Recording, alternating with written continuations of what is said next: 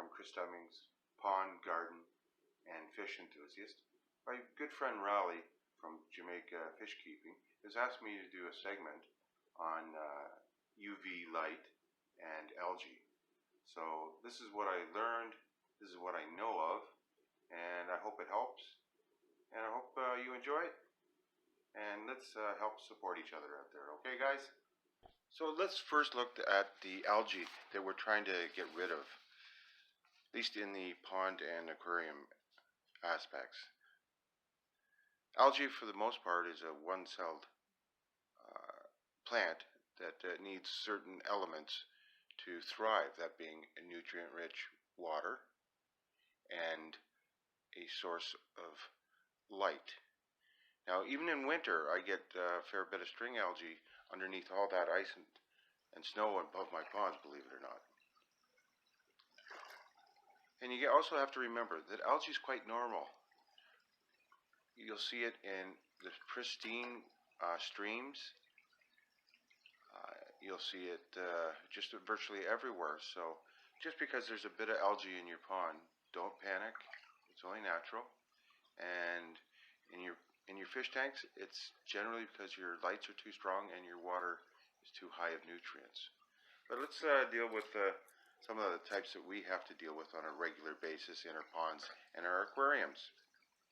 Now let's deal with number one, the dreaded green pea soup water. Now this is phytoplankton.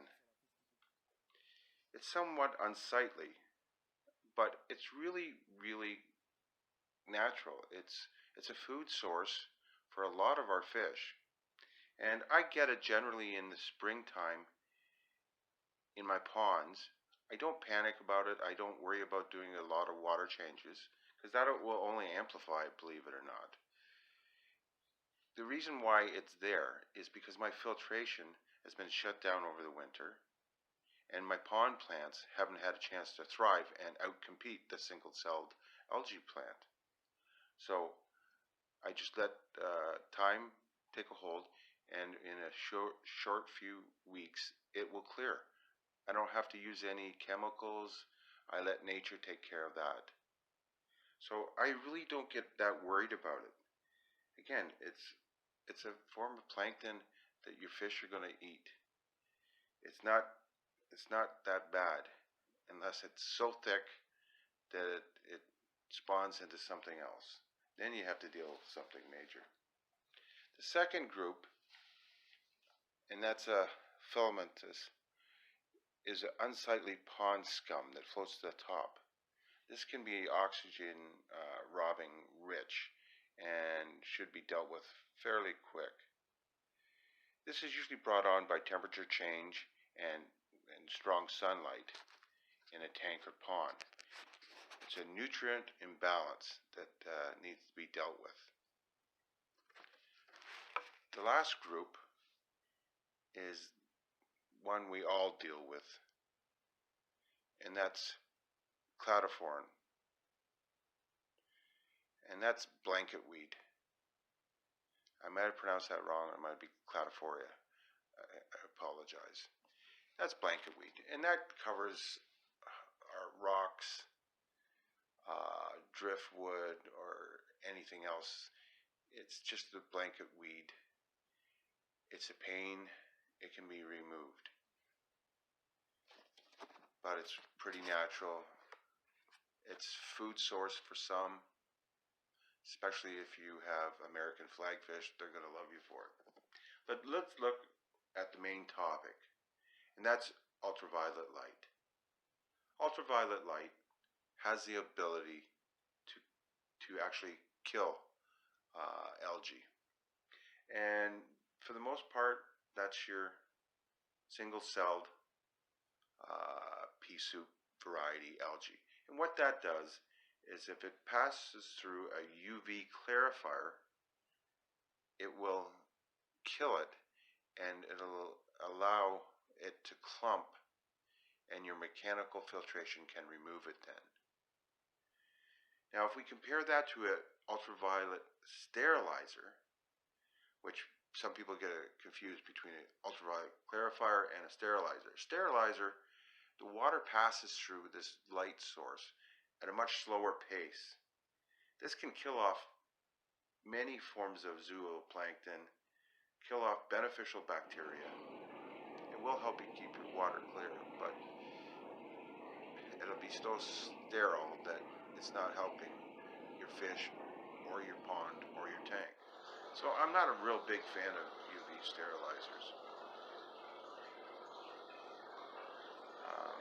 Tell you the truth, I don't use any form of UV clarification or sterilization in my ponds.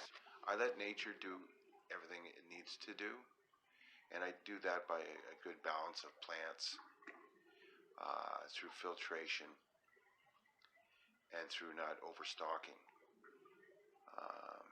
That can be done much easier in a pond, I think, than in a tank. A tank, we have to deal with many more things. You can see by a couple of the quick videos I've shot of my tanks inside, I tend to get a little build-up, especially in my koi and goldfish, because they are bigger fish, they are messier, and I can't put plants in to offset and help with the nutrient-rich waters. Therefore, I get more buildup of green algae that sticks to my tank, and then I have to scrape it off. The other tanks in my microfish room, basically what I've done in those is I've tried to plant them as best I can. It keeps the pea soup water at bay, but I still get some blanket algae, and I think that's because I've given them too much light and for too many hours, so I backed that off. So just to review, the 3 algae that I discussed as far as UV clarifiers and sterilizers. The first one being the green water. The sterilizers and clarifiers will work on. What that does is that it will kill the green algae cell. It'll allow it to be caught by your filtration, whether it's in your aquarium or in a pond filtration, mechanical filtration. It will be able to be caught, and you can dispose of it that way. As far as scum algae or pond scum, that is a mechanical only filtration. It's way too big to go through generally a pond clarifier or sterilizer. If it does, it'll help kill it. And as far as the dreaded blanket algae or blanket weed algae, our clarifiers and sterilizers will do absolutely nothing as it sticks to the bottom and will grow over your rocks and everything else, and it will not get sucked up into your filtration system or to your UV sterilizers or clarifiers. So that one does absolutely nothing. There's a good chance your pumps will get clogged by it.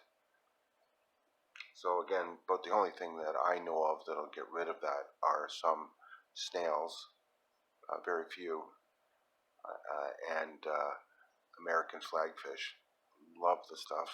So if you can take the nippy little fish, unless you don't have any long-finned or slow-moving fish, they're quite a good fish to add to your system.